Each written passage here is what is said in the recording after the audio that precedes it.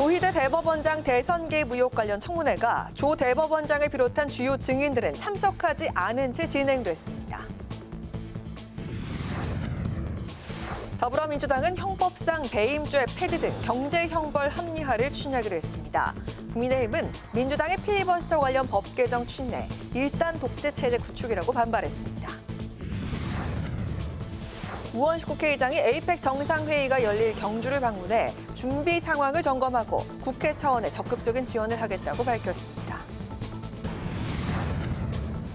파워 인터뷰, 정부조직법 개정안 등 4대 쟁점 법안을 국무회의에서 의결한 것에 대한 입장을 국민의힘 김건 의원에게 들어봅니다.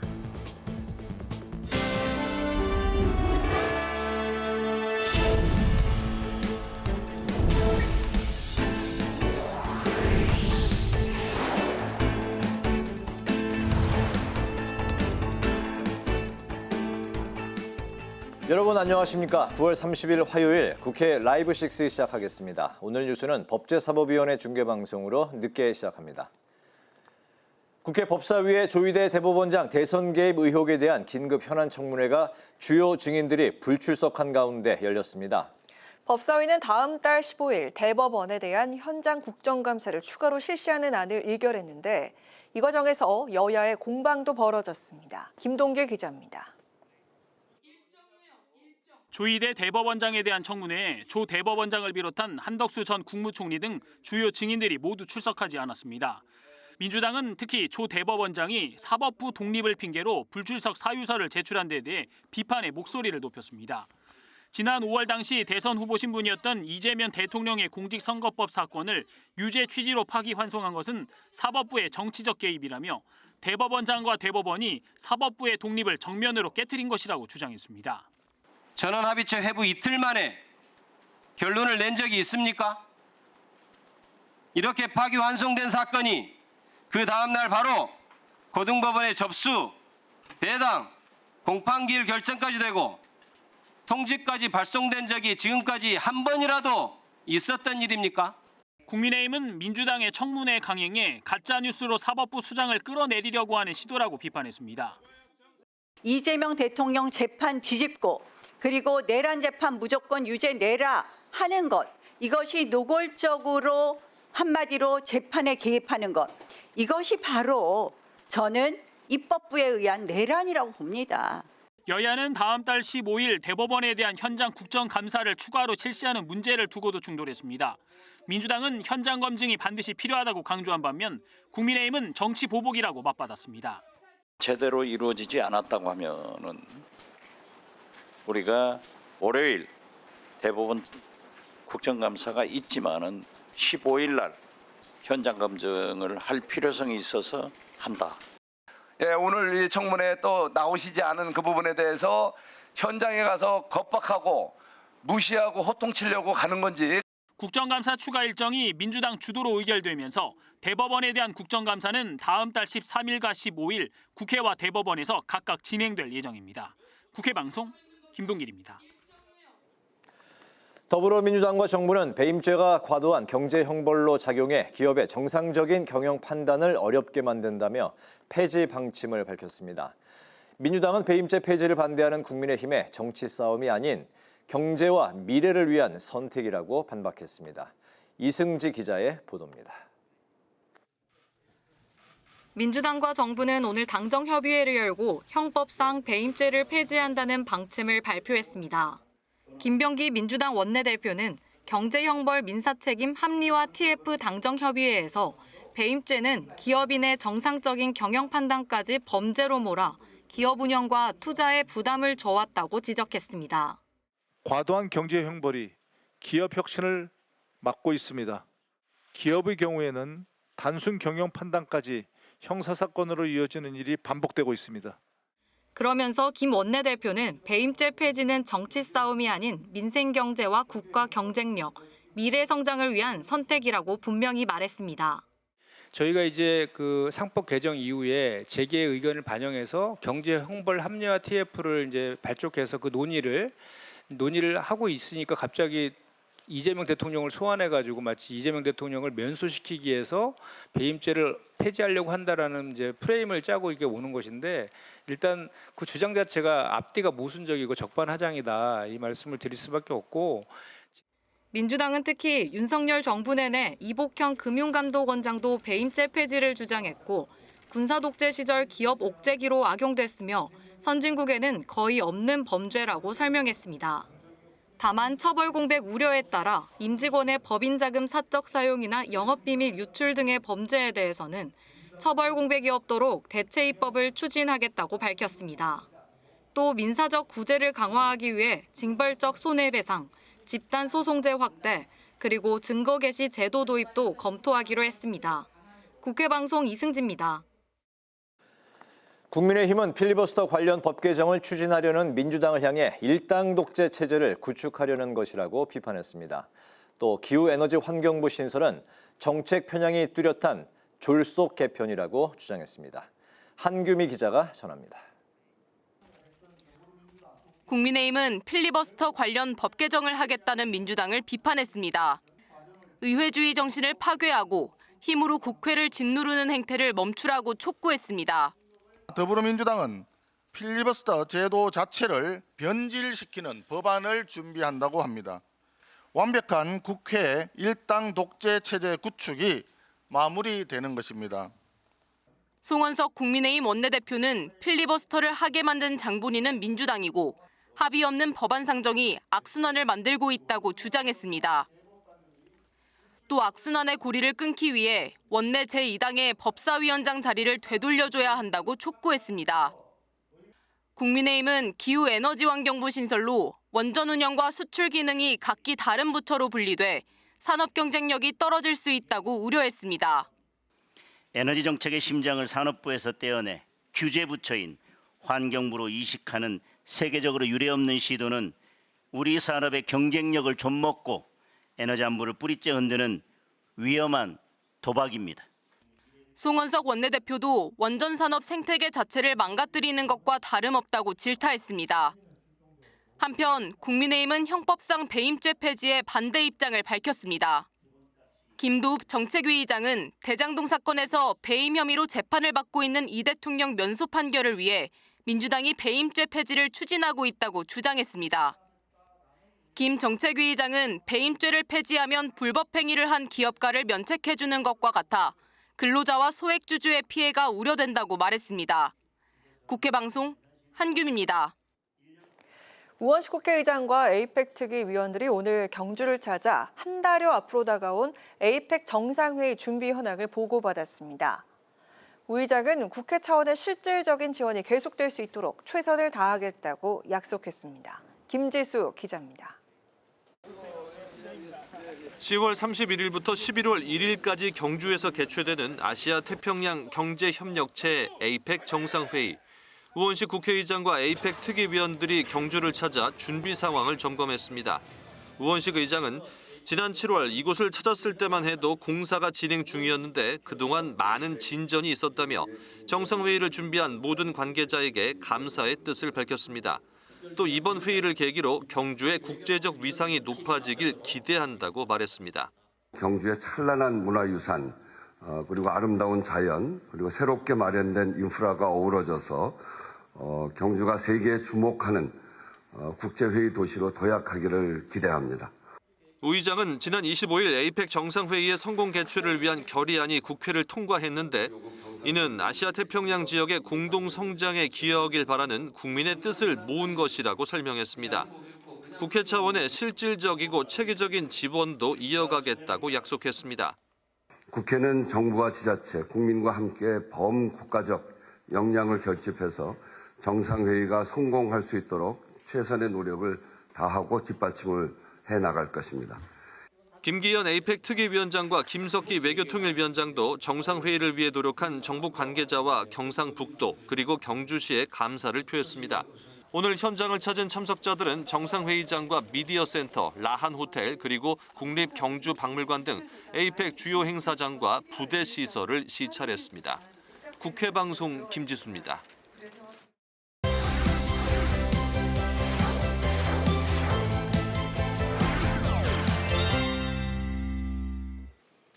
네, 이슈픽 서원한 개건 기자와 함께 어제 저녁까지 4박 5일간 진행이 됐던 필리버스터 이야기부터 나눠보겠습니다. 서 기자 어서 오십시오. 네, 안녕하십니까. 4박 5일간의 필리버스터가 어제 저녁에 국회 증언감정법 최종 수정안 처리를 끝으로 일단락이 됐어요. 네, 그렇습니다. 지난 25일부터 29일까지 이 말씀하셨던 증감법을 포함해서 이 정부조직법 개정안과 방송미디어통신위원회법 설치 법안 그리고 국회법 개정안 등이 필리버스터를 거쳐서 통과가 됐습니다. 네. 특히 이 어제 통과된 이 국회 증감법 개정안의 핵심 내용은요. 국정조사 등에서 증인이 위증을 했으나 이 소관위원회 활동 기간이 종료가 되면서 고발 주체가 불분명한 경우에 국회 의결로 고발할 수 있도록 하는 내용을 골자로 하고 있습니다. 당초 민주당은 이 고발 주체를 국회의장으로 했다가 이 법사위원장으로 변경하는 수정안을 제출했으나 국회의장에서 이 법사위원장에게 권한이 지나치게 집중된다라는 의견을 제시했고 이에 고발 주체를 다시 국회의장으로 되돌려서 처리하기도 했습니다. 이 결정 어제 이 당 고위전략회의와 의원총회를 거쳐서 급히 확정이 됐는데요. 하지만 국민의힘은 이 수정된 법안에 대해서도 반대 입장을 표명하며 표결에는 불참했습니다. 한편 이번 국회 일정 이 주호영 국회 부의장의 불참 선언으로 이 우원식 국회의장과 민주당 소속의 이하경 국회 부의장이 번갈아 가면서 4박 5일 동안 이 필리버스터 사회를 진행했는데 우원식 국회의장은 어제 해보니까 어떤 직업이든지 이 막교대는 절대 안 되겠다라면서 이 과로사가 왜 생기는지 알 것 같더라며 이 어려움을 토로하기도 했습니다. 네, 특히 이제 새벽 시간대가 굉장히 좀 힘이 들었을 것 같은데 이번 4박 5일 동안에 민주당이 또 우왕좌왕하는 그런 모습도 보였다고요? 네, 그렇습니다. 이 앞서 살짝 말씀드렸지만 이 민주당의 국회 증감법 통과 과정은 한마디로 좀 우왕좌왕하는 모습이었습니다. 그리고 원래 법안은요 소급 적용도 가능토록 했었습니다. 네. 하지만 그렇다 보니까 이를 두고 이 내란 국정조사 특위에 출석했었던 한덕수 전 국무총리와 이 최상목 전 기획재정부 장관을 겨냥했다라는 분석과 함께 위헌 소지가 있다라는 지적이 나오자 급히 이 소급 적용을 삭제하기도 했습니다. 네. 그리고 정부 여당의 공약이었었던 금융감독 체계 개편 역시 이 정부조직법 개정안 처리를 하루 앞두고 급하게 백지화가 되기도 했었죠. 법안 상정을 하루 앞두고 이루어진 결정이기 때문에 조금 비판이 나왔었는데 송원석 국민의힘 원내대표 어제 입법을 애들 장난처럼 진행을 하고 있는데 소수에 대한 배려나 존중을 아예 무시하는 것이 새로운 뉴노멀이 되어가고 있다라고 지적하기도 했습니다. 그리고 국민의힘에서는 이번 필리버스터에 대한 피로감 역시 이야기가 나오는 것도 사실이지만 동시에 이 금융감독 체계 개편안을 백지화시키면서 세 번째 필리버스터 중에 첫 번째 성과가 나왔다라는 긍정적인 평가도 읽힙니다. 그럼에도 당내에서는 역시 피로감을 호소하는 목소리가 높고 무엇보다 이 국정감사를 앞두고 연말까지 계속 필리버스터를 하는 것이 국민들에게도 정쟁을 하는 좋지 않은 이미지를 심어줄 수 있다라는 부담감도 있어서 네. 다시 이 필리버스터 전국이 연출될 것인지는 여야의 소통 흐름을 함께 살펴봐야 될 것 같습니다. 당장 모레 본회의에서도 또 필리버스터 가능성 얘기도 나오고 있는데 지켜봐야 될 것 같고 그 정청래 민주당 대표가 어제 운을 띄운 교사의 정치 참여 추진 이 부분에 대해서 이야기를 좀 나눠보도록 하면 정 대표가 이제 빠른 시일 안에 처리하겠다 이렇게 약속을 했다고요? 네, 그렇습니다. 일단 먼저 현재를 살펴보겠습니다. 현재 이 초중고 교사들은요. 헌법에 적시된 교육의 정치적 중립성 조항에 따라서 정치 활동에 참여를 할 수가 없습니다. 이 밖에 국가공무원법이나 정당법, 또 정치자금법, 공직선거법 등에서도 구체적으로 금지 활동을 규정하고 있기도 하고요. 하지만 이 정청래 더불어민주당 대표 어제 이 한국노총과의 고위급 정책협의회 때 이 백승하 의원한테 얘기를 듣고 가장 빠른 시간 안에 처리를 해야 된다라고 이 정책위 의장에게 지시를 한 바 있다라고 발언을 하면서 말씀하신 것처럼 이슈가 되고 있습니다. 네. 이 교사 출신인 백승하 의원이 발의했던 교육공무원 개정안 이 법안 내용을 보면요. 교원의 정치적인 활동을 제한하고 있는 정치운동의 금지 및 이 정치운동죄 조항을 교원에게는 적용하지 않도록 하는 내용이 핵심 골자입니다.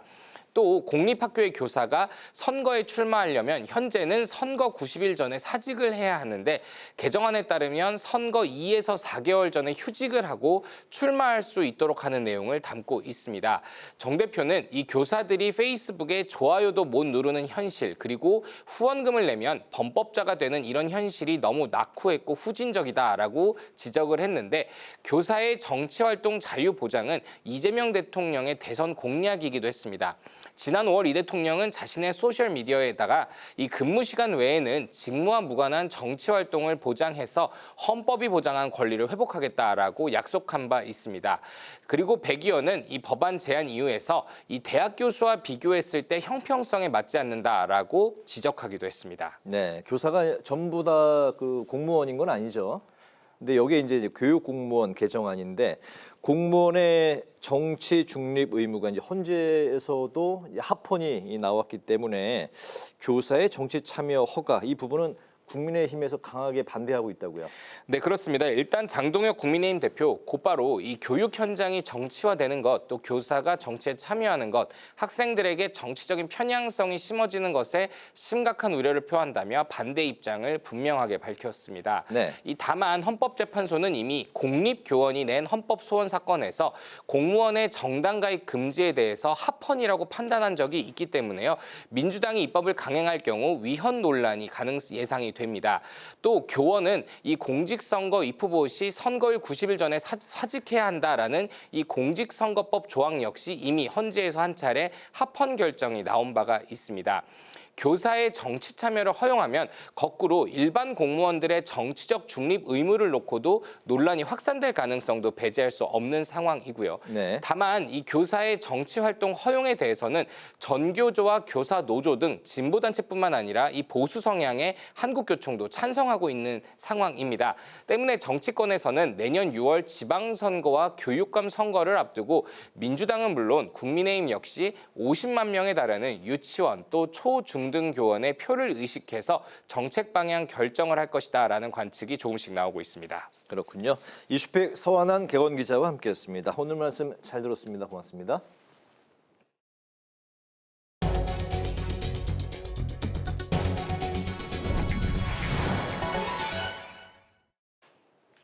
국회 보건복지위원회가 올해 국정감사 증인으로 김광일 MBK 파트너스 부회장과 김가연 엑스코리아 상무 등 11명을 채택했습니다. 함께 채택된 참고인은 오경석 두나무 대표와 유청준 전국전공의노조 위원장 등 37명이 포함됐습니다. 복지위는 이번 국정감사를 통해 국민연금의 투자 손실 위기와 의료 대란 문제 등을 집중 조명할 것으로 보입니다. 국회 연금개혁특별위원회가 연금개혁 방안을 논의할 민간자문위원회를 구성하고 보건복지부 등으로부터 연금개혁 추진 현황을 보고받았습니다. 더불어민주당과 국민의힘이 동수로 추천한 각계 전문가들과 2030 세대 의견을 반영하기 위해 청년위원 참여 비중을 높인 민간자문위원회는 앞으로 재정 추계와 시뮬레이션, 토론 등을 통해 연금개혁 권고안을 마련해 특위에 제출하기로 했습니다. 정은경 보건복지부 장관은 연금개혁을 통해 2071년까지 연기금을 안정적으로 운영할 수 있지만 추가 개혁을 통해 연금 제도의 지속 가능성과 저소득층과 어르신들의 실질 소득을 더 강화해야 한다고 강조했습니다. 정청래 더불어민주당 대표가 진종호 국민의힘 의원이 기자회견을 통해 주장한 민주당 서울시당 종교단체 신도 당원 가입 의혹과 관련해 당 윤리감찰단의 진상조사를 지시했습니다. 민주당은 정 대표가 윤리감찰단과 서울시당에 철저한 조사와 위법사항이 있을 경우 단호히 징계 조치할 것을 요구했다며 책임을 규명하고 엄중한 조치를 내리겠다고 밝혔습니다. 앞서 진종호 의원은 민주당 소속 서울시 의원이 특정 종교단체 신도 3,000명을 입당시켜 경선에 활용하려 한 정황이 담긴 녹취록을 공개하며 의혹을 제기했습니다. 국민의힘이 국가정보자원 관련 화재로 인한 정부 전산망 마비로 소상공인 피해가 늘고 있다며 정부의 대책 마련을 촉구했습니다. 장동혁 대표는 정부의 무능과 안이함이 소상공인의 대목 장사를 망쳐버렸다고 비판하고 정부가 피해 규모를 제대로 파악해 실질적인 보상을 해야 한다고 강조했습니다. 장 대표는 민주당이 이번 화제를 전 정부 탓으로 돌릴 궁리만 하고 있다며 변명이 아닌 사태 수습 방안을 국민 앞에 상세히 밝히라고 촉구했습니다.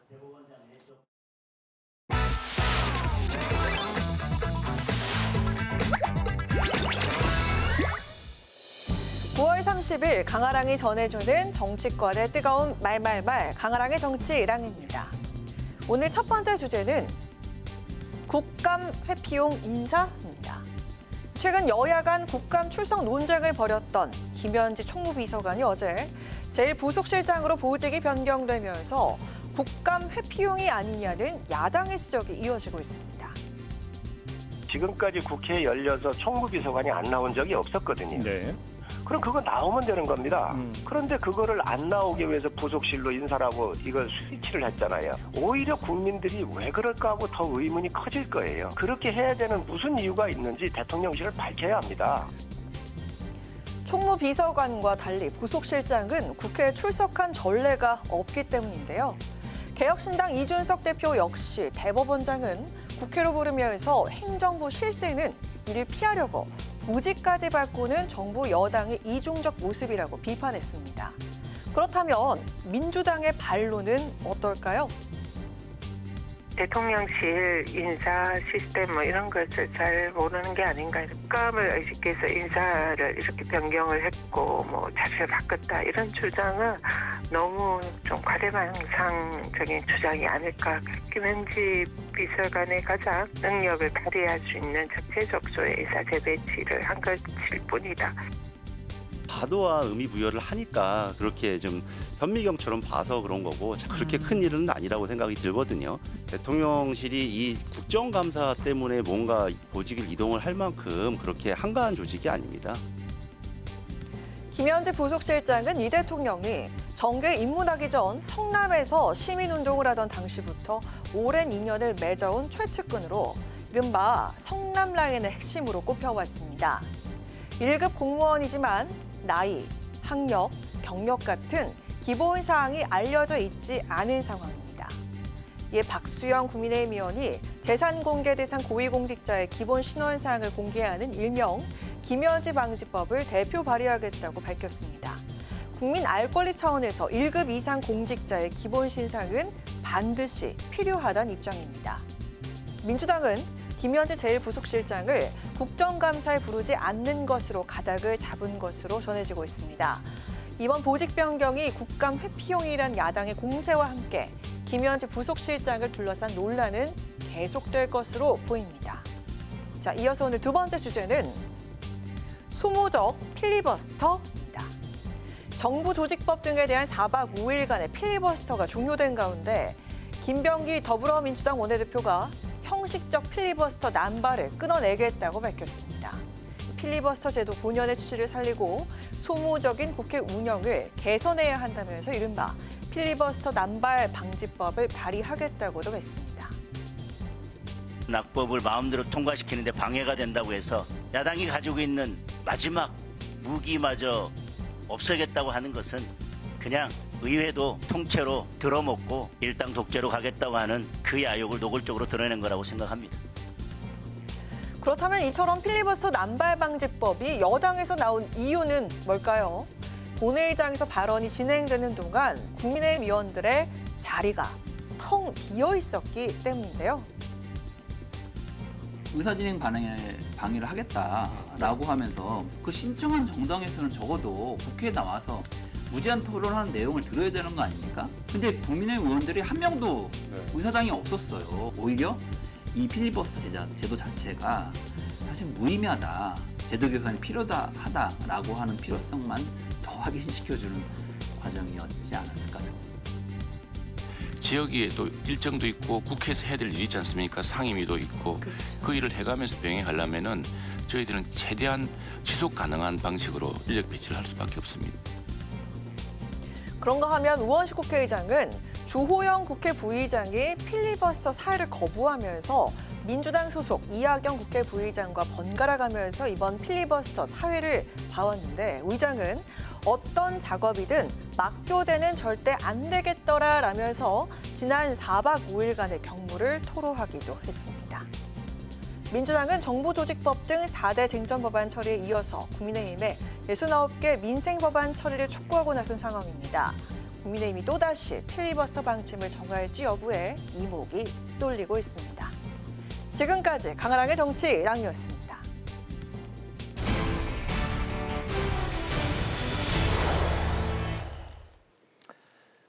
4박 5일간의 필리버스터 대치는 일단락이 됐지만 여야 간 쟁점이 어긋나는 법안들이 아직도 많이 남아있는 만큼 긴장감은 여전한 상황입니다. 김상욱 더불어민주당 의원과 전화로 연결이 돼 있는데요. 국회 현안 몇 가지 짚어보겠습니다. 의원님 안녕하십니까? 안녕하세요. 반갑습니다. 네, 반갑습니다. 김상욱입니다. 네. 어제 증언감정법이 본회의에 상정되기 직전에 이 고발 주체를 두고 국회의장에서 법사위원장으로 고쳤다가 다시 원래대로 국회의장으로 되돌리는 일이 있었는데요. 이 사안을 두고 민주당 내부에서도 반발이 나왔던 것으로 전해지고 있습니다. 거기다 이제 최근에 추미애 법사위원장의 강경 행보에 대한 우려도 있는 상황인데요. 어제 증언감정법을 둘러싼 일련의 상황 어떻게 평가하십니까? 저는 건강한 논의의 장이었다고 생각합니다. 네. 의원총회를 거치면서 여러 의원분들께서 증언감정법 이제 개정 취지, 그러니까 이제 보통 이제 허위 증언을 했거나 이런 경우에 허위 증언인지 여부 이런 것들이 나중에 밝혀지는 경우들이 많이 있지 않습니까? 네. 근데 그런 경우에 제대로 고발 조치를 할 수 없는 것은 입법의 불비로 볼 수가 있거든요. 그래서 그런 부분을 고쳐야 한다. 뭐 이런 여러 가지 입법 취지에 공감하면서 고발 주체를 누구로 해야 할 것인가 하는 다양한 토론이 있었고요. 저는 그 토론 과정을 통해서 물론 밖에서 볼 때는 좀 이랬다 저랬다 혼선이 있는 것으로 볼 수 있지만 아주 지극히 민주적인 그런 대안 제시 과정이었다라고 저는 생각하고요. 의원총회 안에서도 그래서 갑론을박이 있었고 저는 결론적으로 국회의장님이 고발 주체가 된 것은 개인적으로는 맞는 방향으로 정리가 된 것이 아닌가 생각을 가지고 있습니다. 네. 네, 김현재 부속실장에 대한 국감 출석 논란이 실세 논란으로 이어지는 분위기인데 총무비서관에서 일 부속실장으로 보직을 옮기면서 이 논쟁이 더 격화하고 있습니다. 국민의힘에서는 국감 회피용 인사란 지적이 이어지는 등 그 1급 공직자인 인물이 베일에 가려져 있다는 점 등 이런 의혹들이 더해지고 있는데요. 이에 국민의힘 측에서는 고위공직자 신상 공개를 의무화하는 법안 발의 뜻을 밝혔습니다. 이 의혹과 논란에 대해서 파악을 하고 계신 부분 있으실까요?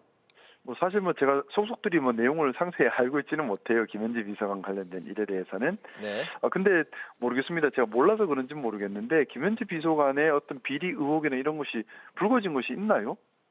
저는 특별하게 비리 의혹이나 특별한 것이 불거진 것이 없는 것으로 알고 있거든요. 근데 그런 의혹도 없이 마치 잘못한 사람처럼 몰아세우는 것은 좀 잘못이지 않나라는 생각이 우선 들고요. 물론 그런 말은 있습니다. 오해받지 않게 오얏나무 아래에서는 각근을 고쳐 매지 말라 하지 않습니까?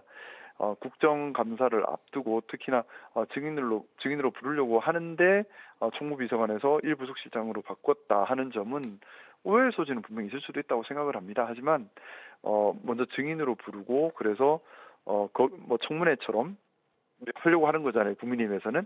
그러면 뭐 때문에 부르는 건지부터 정확하게 좀 정리가 되고 그 부분에 대한 어느 정도 합리적인 의혹이 있어야 불러야 되는 게 아닌가. 그런 것도 없이 그냥 단순히 실세 같다. 그러니까 나와봐라.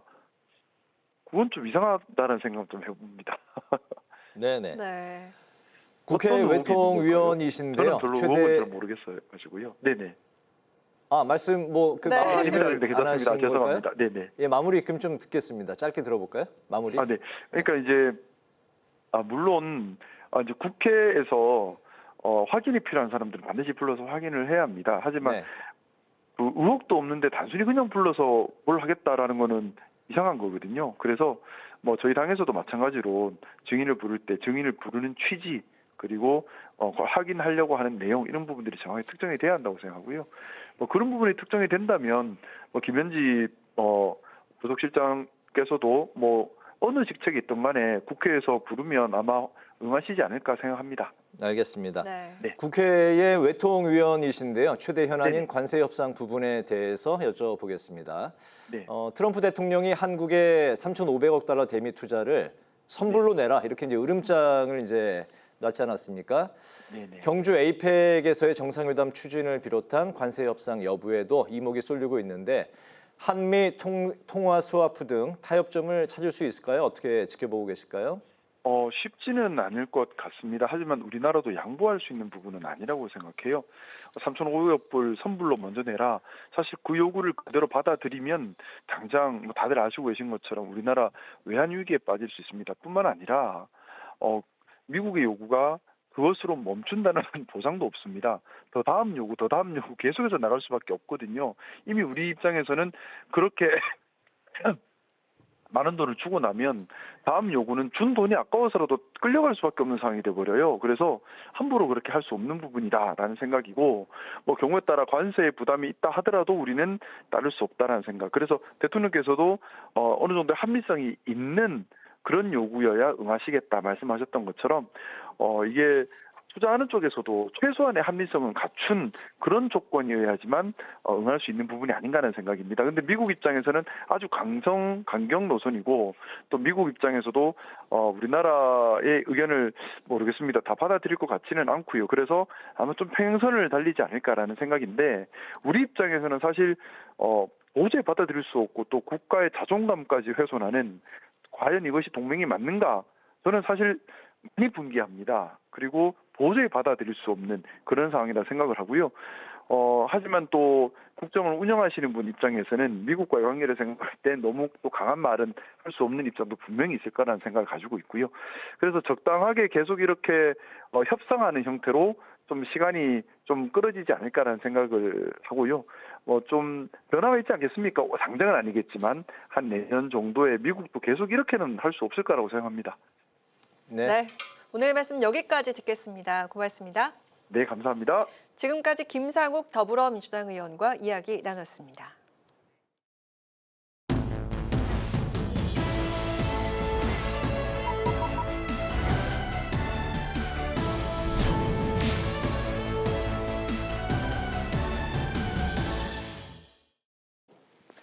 네, 정치 현안에 대한 입장과 해법을 국회의원에게 직접 들어보는 파워 인터뷰. 오늘은 김건 국민의힘 의원을 모시고 조희대 대법원장 청문회와 여야 현안에 대한 의견을 들어보도록 하겠습니다. 의원님 반갑습니다. 반갑습니다, 의원님. 네, 지난 봄에 출연을 해주셨는데 네. 이제 주영 대사도 역임을 하셨고 네. 외교부에서 이제 오랫동안 이제 근무를 하셨던 외교통으로 많이 알려져 계십니다. 지금부터 이제 본격적으로 질문 드리겠습니다. 오늘 국회 법사위에서 조희대 대법원장의 대선 개입 의혹에 대한 청문회가 열렸는데 조 대법원장 그리고 한덕수 전 총리 등 주요 증인들이 불출석 사유서를 내고 모두 이제 불참을 했습니다. 민주당은 삼권 분립 부정이다 이렇게 비판을 했고, 국민의힘은 청문회 자체가 입법 폭거다 이렇게 이제 맞섰습니다. 오늘 청문회 좀 어떤 의견이실까요? 그 재판 결과에 불만이어서 대법원장을 불러가지고 따진다 그러면 재판의 독립성이 보장이 되겠습니까? 근데 그 사법부가 독립해서 재판하지 않는다 그러면 그럼 삼권 분립이 없는 거고, 삼권 분립이 없다 그러면 우리나라 민주주의가 유지가 안 되는 거지 않습니까? 그래서 저는 이번에 이런 그 청문회를 한다는 발상 자체가 좀 민주주의에 역행하는 거라고 생각하고 잘못된 거라고 생각합니다. 네. 네. 자, 이런 가운데 국감 출석 논란이 있었던 그 김현지 대통령실 총무비서관이 제1부속실장으로 인사이동을 했습니다. 이 국민의힘 측에서는 국감 회피 의도가 아니냐 이렇게 비판했지만, 대통령실에서는 이게 국회가 합의를 한다면은, 그렇다면은 이 출석을 하겠다 이렇게 입장을 밝혔는데, 지금 합의가 이루어지려면 지금 여당이 다수지 않습니까? 어떻게 좀 진행이 되면 좋을까요? 어떻게 생각하세요? 저도 지금 외통위 간사로 네. 그 뭐 증인 채택 문제와 관련해서 논의를 하고 있는데 사실 합의를 안 해줍니다. 그래서 정상적인 국감이 진행되는데 많은 지장을 받고 있는데요. 그러니까 이제 뭐 여야가 합의하면 나오겠다 이런 거는 그냥 뭐 여당을 방패막이로 쓴다는 것 같고요. 근데 공직자지 않습니까? 공직자면 국정감사에 충실히 응하는 것이 기본적인 의무입니다. 그래서 처음부터 안 나온다고 하는 게 말이 안 됐었거든요. 근데 지금은 안 나오는 것뿐만 아니라 아예 보직을 변경해가지고 나올 수 없게 만든다는 거는 사실은 좀 국민들이 납득하기가 힘드실 것 같고, 그다음에 더더욱 더 관심을 받게 될 테니까, 그다음에 더더욱 더 앞으로 하는 행동 하나하나가 그 예의주시의 대상이 될 거니까 네. 왜 그렇게 하는지도 전 잘 모르겠습니다. 공직자면 당연히 국감에 출석해서 국회의원들이 하는 질문에 답해야 되는 것이 의무라고 생각합니다. 네, 조희대 대법원장도 국감에서 이제 뭐 부르겠다 또 이런 이야기도 나오고 있는데 김현지 이제 부속실장 같은 경우는 뭐 학력 같은 게 이제 알려지지 않았는데 이 부분을 국민의힘이 좀 문제를 삼고 있는데 이게 뭐 문제가 되는 부분일까요? 아니 그러니까 기본적으로 공직은 국민의 삶에 큰 영향을 미치는 자리지 않습니까? 그러니까 어떤 사람이 공직을 담임하고 있는지에 대해서 국민들이 궁금해하고 거기에 대해서는 투명성을 갖는 게 필요하다고 생각합니다. 그래서 우리 당의 그 박수영 의원께서 네. 그런 투명성을 기하는 그런 새로운 법안을 발의하신 걸로 알고 있습니다. 네, 알겠습니다. 오늘 정부 조직법 개정안 등 4대 쟁점 법안이 국무회의에서 이제 의결이 됐는데 국회에서 이제 그동안 4박 5일간의 필리버스터를 거쳐서 여당 주도로 모두 본회의가 예선이 통과가 됐습니다. 검찰청이 78년 만에 이제 문을 닫게 됐고 방통위가 폐지되고 이진숙 이제 방통위원장도 자동으로 이제 면직이 되는 상황인데 이에 대해서는 좀 어떤 의견이십니까? 뭐 저는 개탄하고 있습니다. 왜냐하면 이번 정부 조직 개편을 통해서 만드는 세상이라는 게 범죄자만 좋은 세상 만드는 거 아니겠습니까? 그래서 우리 국민들의 민생이 저렇게 고통받게 될 정부 조직 개편을 왜 하는지 저는 이해가 안 가고요. 그래서 그런 의미에서 조금 뭐 1년에 그 검찰청 폐지는 1년 동안 기간이 있지 않습니까? 기간 동안이라도 좀 재고가 있어야 되지 않을까. 그래서 무엇보다도 이 억울한 일을 당하는 우리 국민들이 생기지 않도록 민생을 중심으로 해서 다시 한번 검토를 해봐야 되지 않을까 그런 생각을 하게 됩니다. 네. 자, 이런 상황에서 지금 그 민주당 측에서는 이렇게 다음 달 2일에 본회의를 열고 민생 법안 처리하자 이렇게 제안을 했고 국민의힘 측에서는 추가로 또 필리버스터 하겠다. 자, 이런 상황인데 김병기 원내대표가 필리버스터 이렇게 국민의힘 측에서 남발하고 있는 거 아니냐 이걸 끊어내겠다라면서 관련 법 개정을 예고를 했는데 자 그렇다면 국민의힘 측에서 어떻게 대응을 하면 좋을까요? 그건 사실 좀 내로남불인 것 같거든요. 왜냐하면 2016년도에 테러 방지법이 올라왔을 때 지금 더불어민주당 측에서 뭐 96시간인가 뭐 그렇게 필리버스터를 했습니다. 네. 그렇게 하고서 그것이 이제 뭐 진보 언론에서는 우리 정치사에 큰 획을 그은 큰 뭐 사건이다 이렇게 하면서 찬양하고 그랬었는데 그러니까 사실 이 필리버스터라는 게 대의제 민주정치의 일부분이거든요. 뭐 우리나라만 있는 게 아니라 다른 나라도 하고 그래서 소수 야당으로서 여당이 전행을 하려고 할 때 저항할 수 있는 유일한 방법이고 네. 거기에 대해서는 민주당도 소수 야당일 때 적극적으로 활용했던 당이고 근데 지금은 국회 선진화법이 개정되고 해서 지금 24시간이면 더 이상 할 수도 없지 않습니까? 네. 근데 그것마저 못하게 막으려고 한다는 거는 이것 또한 다른 의미의 폭거가 아닌가 이렇게 생각이 듭니다. 당장 모레 본회의가 열리는데 여기서도 필리버스터가 있을 가능성이 좀 어느 정도 있습니까? 저는 뭐 많다고 생각합니다. 그 필리버스터는 이제 필리버스터가 있어야 되는 이유는 지금 국회를 운영하는 여당의 여러 방식, 법안을 통과시키는 여러 방식이 지금 거의 입법 독재에 가깝게 나가지 않습니까? 여기에 대해서 우리 당, 야당은 찬성하지 않고 또 우리 국민들도 받아들일 수 없다는 걸 나타내기 위해서 하는 그 유일한 방안이기 때문에 그래서 무제한 토론입니다. 이게 이제 반대 토론이 아니거든요. 네. 무제한 토론이니까 이 법안 하나하나에 대해서 우리가 그럼 찬성하면 찬성한 이유는 뭔지 무엇을 문제로 생각하는지 하는 토론을 아마 하게 될 걸로 저는 생각합니다. 60개 넘는 법안들이 아직 많이 남아 있는데 그럼 전부 다 뭐 국민의힘에서 현재 이야기하는 대로 전부 건건 필리버스터가 이루어질 가능성도 있다는 말씀인가요? 그럴 가능성도 저는 있다고 생각합니다. 민생 법안이 많이 남아 있는데 국민의힘도 부담이 되지 않을까요? 민생 법안이 남아 있다고 해도 그 민생 법안이 결국은 다 통과되는 거니까요. 그 통과되는 과정 속에서 우리가 무제한 토론 기회를 얻어서 국민들께 우리가 가진 생각을 소상히 좀 밝히는 기회를 갖겠다. 그런 의미가 있다고 생각합니다. 네, 일단 알겠습니다. 오늘 그 이재명 대통령이 부산에서 이시바 일본 총리와 정상회담을 가졌습니다. 지난달 이재명 대통령이 일본을 이제 방문했고 답방 형식으로 이제 오늘 한일 정상회담이 이루어졌는데 외교 전문가신데 오늘 한일 회담 좀 어떻게 평가하십니까? 그러니까 지금 이제 한 달 만에 하는 정상회담이고 정부 측에서는 이제 한일 간 셔틀 외교가 복원됐다 하고 이제 상당히 의미를 두고 있고 저로서도 곧 총리가 바뀌지 않습니까? 일본의 새 총리가 들어서더라도 이런 전통을 잘 이어가서 한일 관계가 계속해서 이제 좀 강화되고 발전되었으면 좋겠습니다.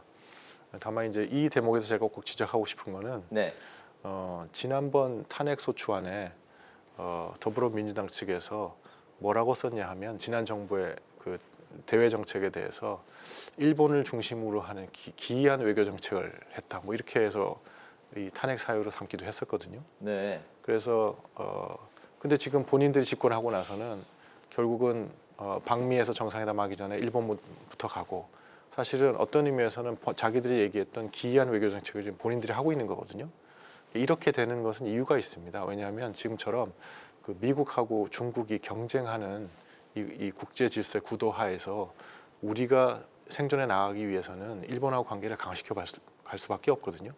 그래야지 그것이 하나의 레버리지가 되고 이 지역의 평화 안정의 기둥이 될 수 있기 때문에 그렇게 하는 건데 그래서 그런 어떤 그 국가의 필요에 따라서 하는 외교에 대해서 지난 정부 때 그걸 반일몰이를 하고 그다음에 뭐 잘못된 정책으로 매도하고 막 이랬었던 거 그런 거에 대해서는 좀 반성이 있어야 되는데 반성은 전혀 안 하시더라고요. 그래서 그건 좀 문제라고 저는 생각하고 있습니다. 미국을 방문하기 전에 일본을 경유해서 정상회담을 한 차례 갖고 가는 것 이게 좀 기이하다고 보시는 건가요? 아니요, 그게 아니라 네.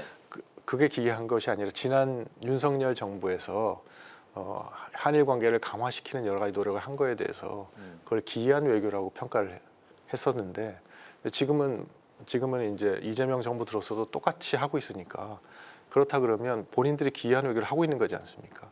그렇다면 거기에 대해서 뭔가 설명이 있어야 되는데 아무 설명이 없거든요. 그다음에 어떤 반성이 있어야 되는데 반성이 없거든요. 그런 반성은 필요하다 저는 생각합니다.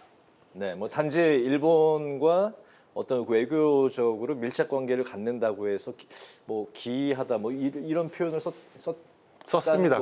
그래서 너무나 이상한 거죠. 민주당 입장도 그 부분을 좀 들어봐야 될 것 같아요. 그래서 아마 2차 탄핵안은 그게 빠졌던 것 같은데 하여튼 그런 것이 1차 탄핵안에 들어갔었습니다. 알겠습니다. 네, 그리고 어제 국민의힘에서 그 이재명 정권 무능 외교 국격 실격 대응 특별위원회 1차 회의가 열렸는데 의원님께서는 그 현 정부에 대해서 이렇게 말씀하셨습니다.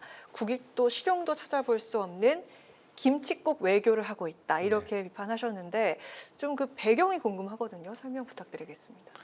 뭐 저희가 다 보지 않았습니까? 왜냐하면 그 외교적인 협상을 할 때는 하나의 대원칙이 있습니다. 대원칙이 뭐냐면 우리가 모든 걸 합의하기 전까지는 어떠한 것도 합의한 게 아니다 이런 원칙이 있거든요. 그다음에 저도 협상을 많이 해봤지만 협상을 하다 보면 여러 가지 부분적으로 진전이 있다가도 결국은 어떤 중요한 이슈가 다 걸려가지고 그 전에 한 게 다 흐트러지고 한 경우가 많이 있거든요. 그래서 보통 우리가 물어보면 지금 협상 중인 상황이라서 설명드릴 수가 없습니다. 고 하는 게 기본입니다. 근데 이제 지난번에 관세 협상 때는 관세 협상을 마치고 와서 이제 우리 측의 입장을 미 측에 이제 설명한 거에 대해서 마치 그것이 합의가 된 것처럼 국민들이 그 오인하게 자꾸 설명을 했거든요. 가령 뭐 최애국 대우 다 받기로 했다. 그다음에 자동차 관세는 곧 15% 내려간다. 그다음에 3,500불 그건 걱정할 거 없다. 왜냐하면 대부분이 보증 직접 투자는 얼마 안 되고 보증이나 대출이 될 거다. 이런 식으로 국민들한테 설명을 했거든요. 그런데 그다음에 이제 농산물 개방은 전혀 안 하기로 했다 이렇게 얘기를 했는데 근데 그걸 하자마자 미국 측에서는 농산물 개방할 거다고 나오고 다른 것도 다 지금 합의가 안 된 걸로 나타나니까 지금 이제 지금 와서는 더 협상이 어려워지지 않았습니까? 이런 게 아직 끝나지 않았는데 너무 벌써 잘 된 것처럼 막 하게 되면 그게 나중에 다 부담으로 돌아오는 거거든요. 그래서 그걸 김칫국 외교로 제가 얘기하는 겁니다. 그래서 이런 외교는 좀 안 했으면 좋겠다. 지금 이 한미 간의 추가 협상도 좀 어떻게 될지 잘 모르는 상태고 또 경주 에이펙이 얼마 뒤인데 앞으로 우리가 좀 어떤 전략으로 나가면 좋을지 말씀 부탁드리겠습니다. 그러니까 이제 트럼프 행정부의 가장 큰 특징은 트럼프 대통령이 다 협상을 해서 타결을 짓는다는 거죠.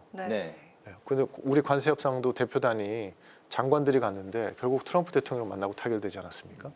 그러니까 다른 말로 하면 이 문제를 결국 해결하는 거는 트럼프 대통령이고 그러니까 우리 쪽에서 이 문제를 해결할 수 있는 거는 결국 대통령입니다.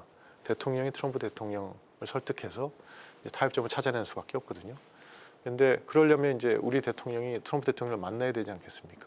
만나야 되는 기회가 에이펙 정상회담이 네. 되는 겁니다. 그래서 이게 아주 중요한 기회입니다. 이 기회를 살릴 수 있도록 지금부터 준비를 많이 해가야 되는데 축구 보시면 골을 갑자기 넣는 거 아니지 않습니까? 그 전에 많이 하는 빌드업이라는 과정이 있습니다. 네. 패스를 연결해가지고 골을 넣을 수 있는 위치까지 가는 그런 준비들을 착착착 했어야 되는데 지금 제가 좀 걱정하는 거는 에이펙이 그렇게 중요한 계기인데 그 계기에 그 합의를 이끌어낼 수 있도록 중간 단계 준비를 지금 착실히 하고 있느냐.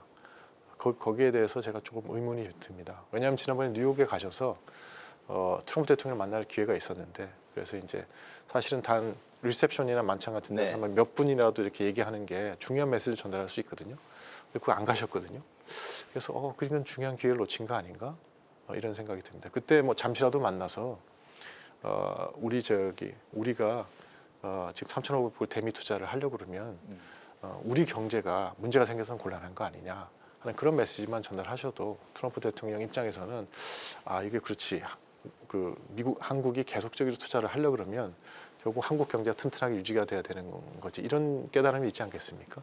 그러면 그걸 기초로 해서 이제 양쪽이 더 연구하고 그래서 에이펙 때는 타결할 수 있는데 그래서 그런 기회를 적극적으로 이렇게 찾아가시는 모습 보이지 않아서 조금 걱정은 되고 있습니다. 네, 이 시점에서 만약에 이재명 대통령을 만나신다면 그런 조언을 바로 말씀하신 그 조언을 하고 싶으신 건가요? 그렇습니다. 그러니까 제가 우리 경제가 살아야 미국에도 도움이 되는 거 아니냐? 네. 네. 뭐 그런 메시지를 전달할 기회가 있으면 적극적으로 전달하시고 네. 해야 되고 그다음에 이제 절대 김칫국 외교하지 마시고 그다음에 지금 이제 그 외교 안보 라인 내에서도 지금 엇박자가 많이 나오고 있거든요. 네. 그래서 이런 건 좋지 않습니다. 그래서 이런 게 안 오게 하셔야 된다. 뭐 이런 말씀을 드리고 싶습니다. 알겠습니다. 다음 달 국정감사가 이제 13일부터인가요? 예, 본격적으로 시작이 되는데 현재 국회 외통이 이제 국민의힘의 간사를 맡고 계십니다. 국감을 앞두고 어떤 준비를 하고 계시고 또 이제 주목해야 될 외통위의 최대 쟁점이라고 하면 어떤 게 있을까요? 오늘 마지막 질문 드릴까요? 예. 그래서 이제 제가 뭐 4가지 문제점을 지금 보고 있습니다. 이 정부가 하는 외교에.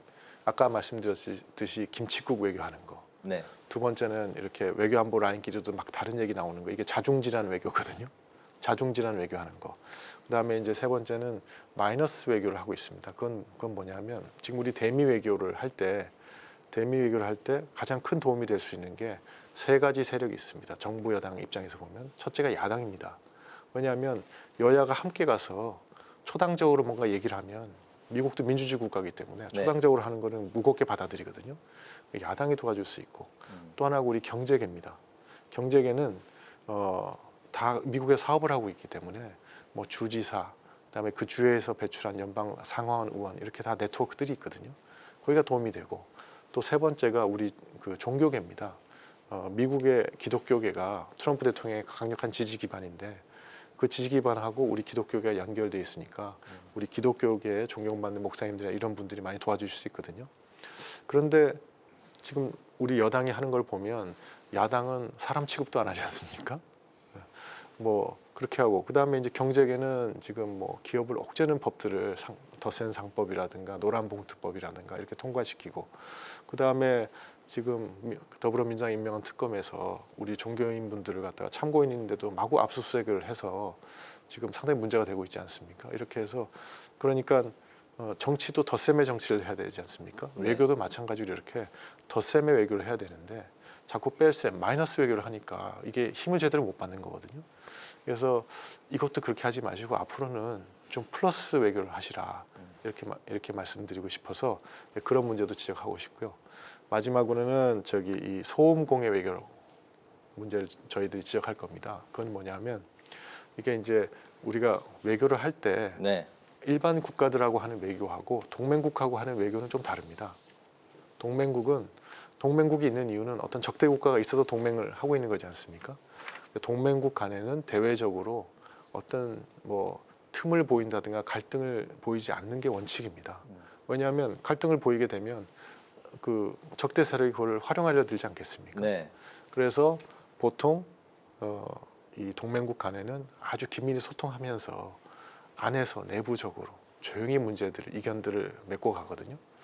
근데 그게 아니라 이게 막 공개적으로 막 불만을 표출하고 상대방을 비난하고 막 이러기 시작하면 이게 이제 양국 국민 감정으로 연결이 되고 양국 국민 감정이 이제 분출이 되기 시작하면 그때부터는 정부도 통제할 수 없이 되는 거니까 그렇게 된다 보면 잘못하다 보면 동맹의 기반은 동맹은 기반이 신뢰거든요. 그 신뢰가 없어지면 동맹도 없어지는 거거든요. 그렇게 갈 수 있는 사안이니까 성과 있는 동맹 외교라는 거는 기본적으로 동맹국 간에 긴밀히 안에서 협의를 통해서 해결해내는 겁니다. 네. 그런데 지금 보면 자꾸 그 여권에서 뭐 트럼프 대통령을 비난한다든가 뭐 반미 정서를 이렇게 불러일으킨다든가 그런 걸 막 하고 있거든요. 그렇게 하는 이유는 알겠습니다. 뭐가 잘 안 됐을 때 이거 우리 책임 아니고 미국이 나쁜 거야 이렇게 하려고 지금 벌써 이렇게 하는 것 같은데 근데 그렇게 할 게 아니라 용기를 갖고 어떻게든 동맹 외교를 성공시켜야죠. 그래서 이 문제를 우리가 원하는 방향으로 미국하고 타결하는 것 그게 정말로 능력을 보여주는 거거든요. 그래서 좀 그런 능력 있는 외교를 했으면 좋겠다. 그래서 그런 네 가지 점을 이번 국감을 통해서 지적하고자 합니다. 네, 이제 외교 전략을 펼 때 특히 이제 다음 달 뭐 에이펙에서 이제 미국 대통령과 이제 만나게 되는 이제 그런 측면에서도 플러스 정치를 발휘할 그런 적기이다. 네. 그러려면 역시 뭐 협치를 말씀하시는 것 같네요. 그렇습니다. 네, 알겠습니다. 오늘 파워 인터뷰 오늘은 국민의힘 김건 의원을 모시고 국내외 현안에 대해서 말씀을 들었습니다. 오늘 말씀 잘 들었습니다. 감사합니다. 네. 오늘 국회 라이브 6 여기까지입니다. 시청해주신 여러분 고맙습니다.